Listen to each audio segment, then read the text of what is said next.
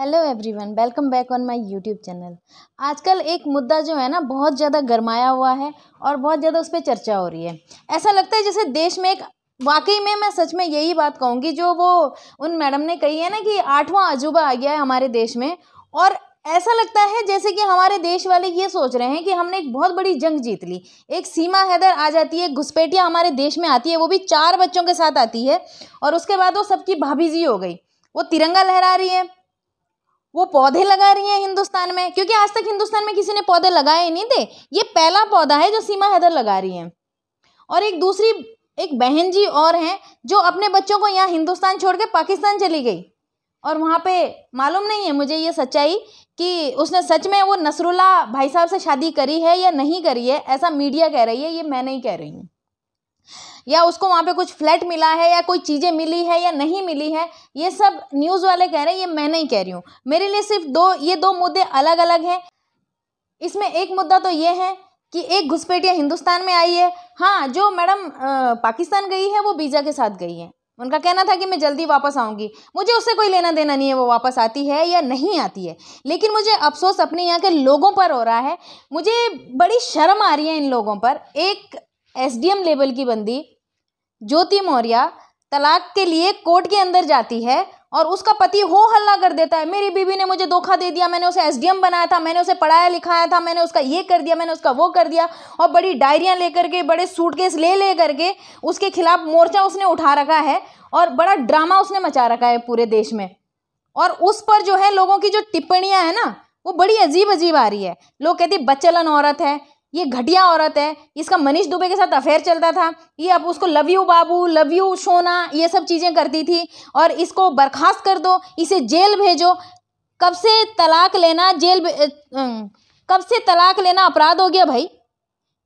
मतलब ज्योति मौर्य को तुम बड़े जल्दी जेल भिजवाने के लिए, जो कि एक एसडीएम लेवल की है, और एक घुसपैठिया एक औरत अपने 4 बच्चों के साथ हिंदुस्तान में, उसको हिंदुस्तानी नागरिकता दिलाने के लिए और ऊपर से अवैध तरीके से हिंदुस्तान में आती है। उसके चरित्र पे तुम कुछ नहीं कहोगे, वो तुम्हारी भाभी जी हो गई। क्यों? क्योंकि वो पाकिस्तान से आई है। और कंपेयर कर रहे हो गदर पिक्चर से कि उसमें भी आई थी। अरे पिक्चर में एक कुंवारी लड़की थी, मैरिड नहीं थी, अपने पति को छोड़ करके नहीं आई थी और 4 बच्चों के साथ नहीं आई थी। मतलब बिल्कुल ही शर्म की बात है। एक मैडम ने लप्पू सा सचिन, बोलना नहीं आता है, झिंगुर, ये सब चीज़ें शब्द बोल दिए तो उसको बॉडी शेमिंग का नाम दे दे। क्यों? इसमें बॉडी शेमिंग कहाँ से हो गया भाई? बॉडी शेमिंग वो होता है अगर वो कहती कि सचिन का मुंह थोड़ा टेढ़ा है, या फिर उसका वो सुक्कड़ सा है, या फिर वो कुछ भी ऐसा कुछ कह दिया, छोटा है, नाटा है, काला है, तब जाकर के उसको बॉडी शेमिंग कहा जाता है।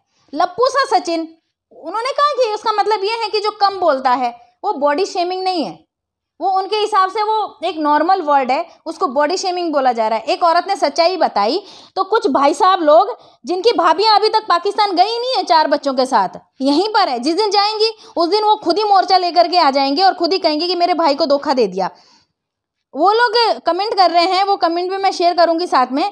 वो कहते हैं कि इसका सचिन के साथ अफेयर चलता होगा और इसलिए ये इस तरीके की बातें कर रही है। अब देखो, क्योंकि वो जो लेडी हैं वो हिंदुस्तान की हैं, उसने 2 सच्ची बातें क्या बोल दी तो उसके चरित्र का हनन करना शुरू कर दिया यहाँ के लोगों ने। पर सीमा हैदर को कुछ नहीं कहेंगे। अब आप सोचने वाली बात यह है कि एक औरत अवैध तरीके से हिंदुस्तान में आती है, अपने 4 बच्चों को लेकर के आती है, खुद को तो उसको नागरिकता चाहिए ही चाहिए, उसके साथ साथ वो 4 मुसलमानों को भी हिंदुस्तान में नागरिकता दिलवाएंगी।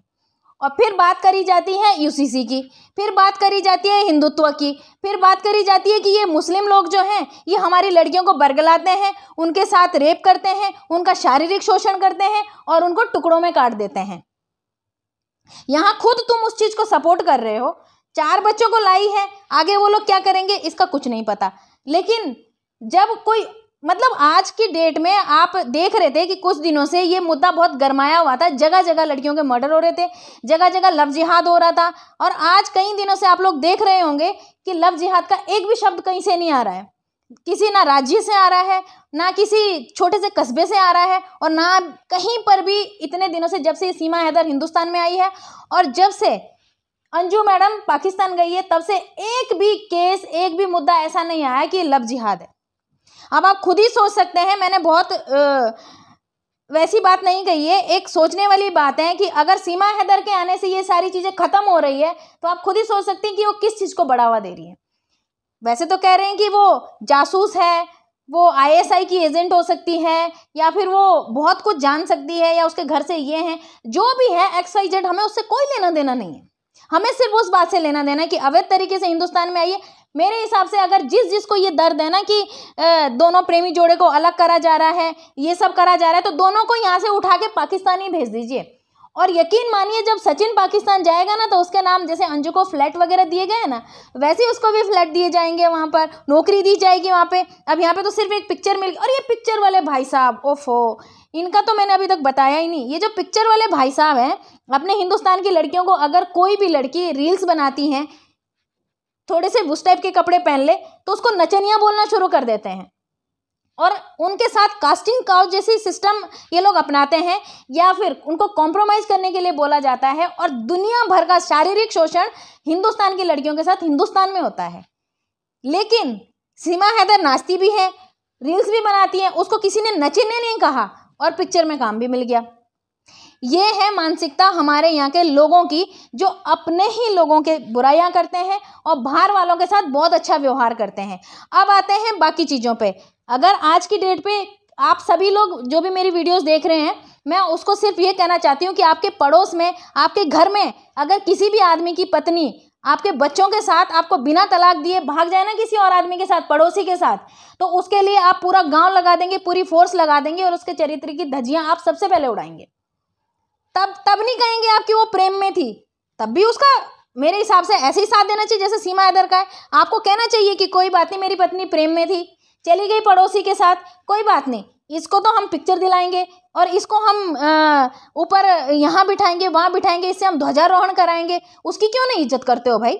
ये भी तो अपने पति को छोड़ करके आइए, धोखा दे करके आइए। और ज्योति मौर्या के मामले में तुम्हारे मुंह इतने क्यों सड़ जाते हैं कि मुंह से तुम गंदाई फेंकते हो, अच्छा नहीं बोलते हो। ज्योति मौर्य एक SDM लेवल की बंदी है, और उसका मुकाबला तुम जो कमेंट्स वगैरह करते हो ना, तुम कभी नहीं कर सकते। वो अपनी मर्जी से एक लीगल तरीके से अपने उस पति से तलाक ले रही है जिसके साथ उसकी बनती नहीं है। अब उसका चाहे अफेयर चल रहा हो, नहीं चल रहा हो, या जो भी चल रहा हो, वो उसका व्यक्तिगत मुद्दा है। और उसके जो हस्बैंड है, भाई साहब एक डायरी सी उठा के लेकर के पहुंच गए हैं कि इसने घोटाला किया, ये किया। अरे भाई, घोटाले के लिए बहुत बड़े सबूत चाहिए होते हैं। किसी SDM को उससे पद से हटाना एक छोटी बात नहीं है। और रही पढ़ाने वाली बात, तो क्या बचपन से उसको पढ़ा रहा था ये? अगर ज्योति मौर्या में काबिलियत नहीं होती तो कभी वो SDM नहीं बनती। और इस आलोक के पास, इस ड्रामेबाज इंसान के पास कोई जादू की छड़ी है तो भाई तो इधर भी आ जा, उत्तराखंड में बहुत सारी लड़कियां यहाँ पे तैयारी कर रही है SDM बनने के लिए, तो तेरे पास वो जादू की छड़ी है, जरा यहाँ पे घुमा के जा और सबको SDM बना दे, हम तुझे मान जाएंगे। मतलब वो खुद SDM नहीं बना, पत्नी को पढ़ाया। क्यों पढ़ाया भाई? तेरा तो कहीं ना कहीं लालच था ना, कि तुझे चाहिए था कि पत्नी कमा के दे और मैं घर में बैठ करके खाऊं। अब जब वो तुझे कमा के नहीं दे रही, अपनी कमाई के लिए मना कर रही है, तो तुझे मिर्ची लग गई। मुद्दा सिर्फ यही है।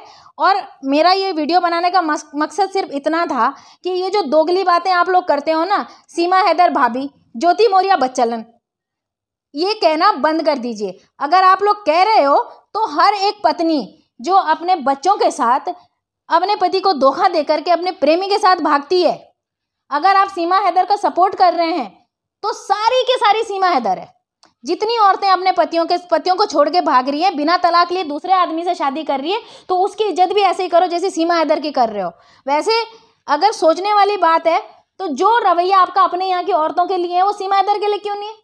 वो भी तो गलत करके आ रही है। उसने भी तो अपने पति को छोड़ करके यहाँ पे अपना घर बसा लिया एक हिसाब से। अब कहते हैं कि दोनों प्रेमी जोड़े के बारे में वकील साहब कह रहे हैं, माफ कीजिएगा वकील साहब, अब आपकी मैं बात कर रही हूँ, वकील साहब कह रहे हैं कि दोनों प्रेमी जोड़े को परेशान क्यों किया जा रहा है? तो बाकी प्रेमी जोड़ों के मामले में तुम लोगों को क्या हो जाता है भाई? वहाँ क्यों सांप सूख जाता है? क्योंकि तुम्हारे घर की, अगर अपने घर की कोई औरत इस तरीके से भाग जाए तब तुम्हें बहुत मिर्ची लगती है, लेकिन किसी दूसरे की औरत यहाँ आई है तो तुम सीमा हैदर को हम ये दे देंगे, वो दे देंगे। मेरे हिसाब से इस औरत को जितने जल्दी हो सके उतने जल्दी पाकिस्तान वापस भेज देना चाहिए। साथ में सचिन को भी भेज देना चाहिए। उसके 4 रत्नों को भी वहीं भेज देना चाहिए, क्योंकि ये लोग यहाँ के लायक नहीं हैं, यहाँ नहीं रखने चाहिए। जब तक ये यहाँ रहेंगे तब तक जितने भी मुद्दे हमारे देश में हो रहे हैं, रेप केसेज होते हैं जो मुस्लिम लड़कों के द्वारा होते हैं, लव जिहाद होता है जो मुस्लिम लड़कों के द्वारा होता है, ये 2 औरतें ऐसी है, अंजू और सीमा हैदर, इन दोनों की वजह से ये सारे मुद्दे खत्म हो चुके हैं एक हिसाब से, या फिर ये कहें कि इन दोनों ने उन मुद्दों को दबा दिया है। अंजू हैदर मैडम शायद पहले वो हिंदू रही होंगी, फिर वो क्रिश्चियन बदली, आज वो मुसलमान हो गई, तो मैं उसके बारे में कुछ कहना ही नहीं चाहूँगी, उसको भी वहीं रहने दो पाकिस्तान में ही। पर ये दोगलापन मेरे हिसाब से आप लोगों में नहीं होना चाहिए। आज की वीडियो में मेरा सिर्फ इतना ही है, आगे फिर आऊँगी किसी और टॉपिक पे बात करने के लिए। Thank you so much.